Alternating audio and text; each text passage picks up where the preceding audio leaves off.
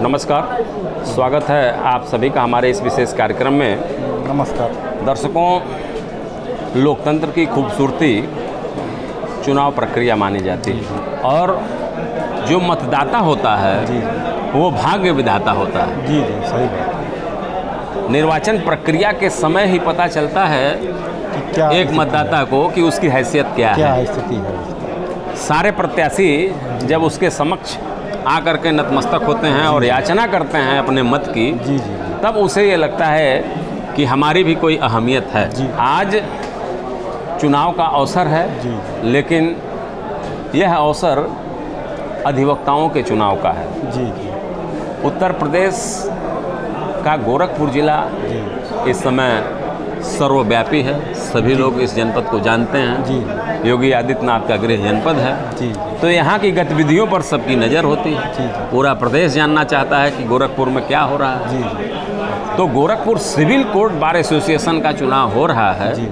और यहाँ के प्रत्याशियों से मैं लगातार बातचीत भी कर रहा हूँ। जी जी आज कोषा अध्यक्ष पद के प्रत्याशियों से मैं बात कर रहा हूँ और हमारे साथ इस समय कोषा अध्यक्ष पद के प्रत्याशी महेंद्र कुमार राय जी हैं। जी तो राय साहब, आपका हमारे कार्यक्रम में स्वागत है। जी नमस्कार। मैं ये जानना चाहूँगा कि आपका जन्म स्थान कहाँ है, आपके माता पिता कौन हैं, आपकी जो शिक्षा दीक्षा है, प्रारंभिक शिक्षा से लेकर के और विधि स्नातक और विधि व्यवसाय तक का जो सफ़र है, उसके बारे में ज़रा अपने मतदाताओं को आप बताइए। हमारा ग्राम आजमगढ़ जनपद के लाट घाट के पहले एक जोकहरा गांव है, उसी गांव में हम पैदा हुए, वहीं आगे पढ़ाई वढ़ाई किए। उसके बाद high school inter Kauriram Sarvodaya किसान इंटर कॉलेज कौड़ीराम से शिक्षा दीक्षा हुई और धनौड़ा हमारा ननिहाल है। अच्छा। वहीं हम रहते थे और वहीं से पढ़ के हाई स्कूल इंटर पढ़े, BA national PG college Barhalganj से किए और LLB गोरखपुर विश्वविद्यालय से किए। अच्छा, तो किस सन से आप विधि व्यवसाय में हैं? हम 2000 से वकालत क्षेत्र में गोरखपुर में व्यवसाय करते हैं। तो आपके माता पिता का नाम क्या है? हमारे पिता राम गोविंद राय ग्राम विकास अधिकारी के पद पर कार्य करते थे। कौड़ीराम, बांसगांव, अच्छा। गगहा, यहीं से वो अपनी मतलब इसी गोरखपुर जनपद में ही वो थे? गोरखपुर में थे। बिल्कुल। और यहीं हमारा जीवन बसर। आपकी माता जी गृहिणी हैं? हमारी माता जी घर पे रहती थी, गृहिणी थी और इस समय अच्छा, इस समय नहीं है? दोनों लोग, माता और पिता दोनों लोग मर गए हैं। अच्छा। और हमारा यहाँ पे स्थान, जो निवास स्थान है, वह रुस्तमपुर में सर्वोदय नगर कॉलोनी में अपना निजी मकान है। अच्छा। वहीं हम निवास करते हैं। बिल्कुल, बहुत सुंदर आपने अपना जीवन वृत्त बताया।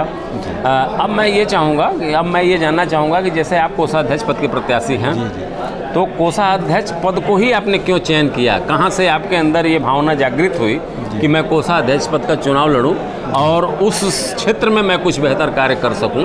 तो कैसे ये विचारधारा आपके अंदर उत्पन्न हुई, क्या कहेंगे आप? जैसे हमारे गोरखपुर जिला में दीवानी कचहरी में बड़ा व्यापक भ्रष्टाचार है और यहाँ पे वकालतनामे का 1,54,00,000 रुपया साल की आमदनी होती है, मगर उसका ब्यौरा पता नहीं लगता है कि वो रुपया कहाँ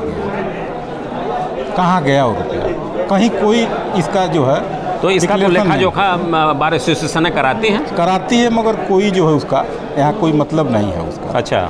और यहाँ पे जब अधिवक्ताओं के पैसे की मांग होती है कि कोई मदद मिल जाए उसको, तो कहते हैं लोग कि बार में पैसा नहीं।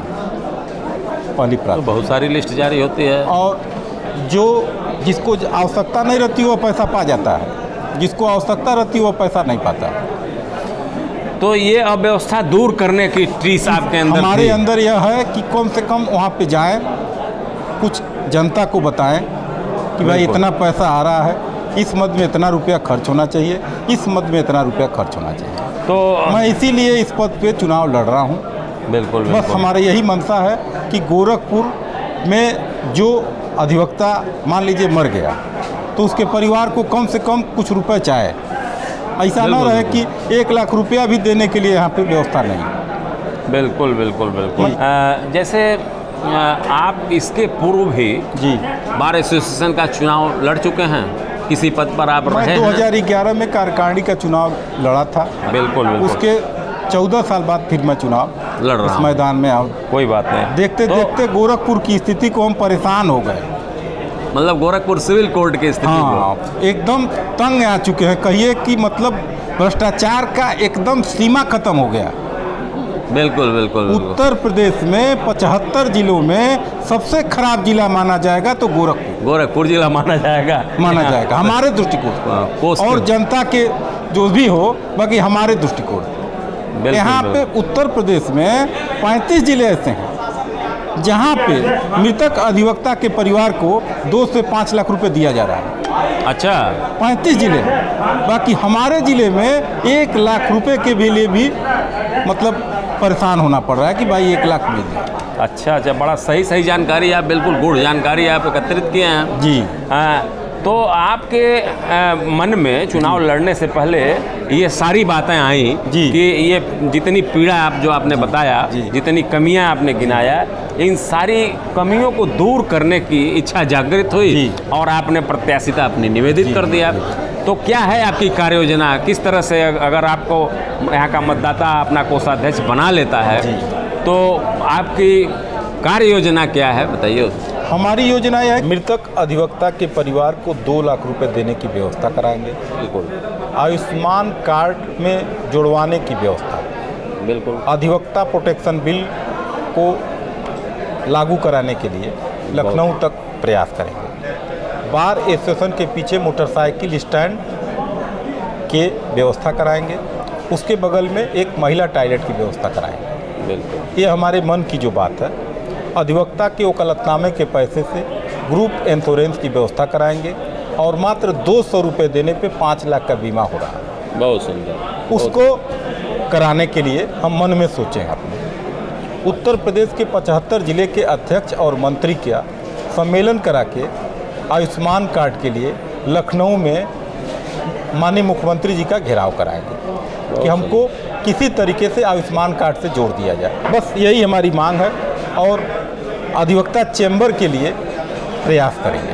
बहुत सुंदर। अगर हमको कोषाध्यक्ष का पद पे या चुनाव जिता दिए लोग तो हम प्रयास करेंगे। मतदाता आपको ही अपना कोषाध्यक्ष बनावे, क्या अपील करेंगे आप? अब हम तो यह अपना एजेंडा बता दिए बिल्कुल बिल्कुल। और अगर उन लोगों के समझ में आ गया तो वोट देंगे, नहीं समझ में आएगा तो नहीं देंगे। बाकी हम अपना प्रयास कर रहे हैं। बिल्कुल बिल्कुल बिल्कुल। तो मतदाताओं से आप अपील करेंगे कि वो आपको वोट दें। अपना अगर सुधारना है गोरखपुर के बार को सुधारना है तब, अगर नहीं सुधारना है तो मत दें। बेहतर तरीके से हाँ। आप अपनी कार्य योजना और आप अपने अपील को भी आपने मतदाताओं के समक्ष रखा, उनसे आग्रह भी आपने किया और आपके अंदर जो मादा है जी, भ्रष्टाचार को ख़त्म करने का, व्यवस्था को सुधारने का, वो निरंतर ऐसे ही बना रहे। हम भी मंगल कामना करते हैं कि आप उस पद पर आसीन हों, निर्वाचित हों और बेहतर कार्य आप करें। आपने अपना अमूल्य समय निकाला, मेरे आग्रह को स्वीकार किया और आप यहाँ आए और बेहतर बातें बताई अपने मतदाताओं को, हमारे दर्शकों को। इसके लिए आपको बहुत बहुत धन्यवाद।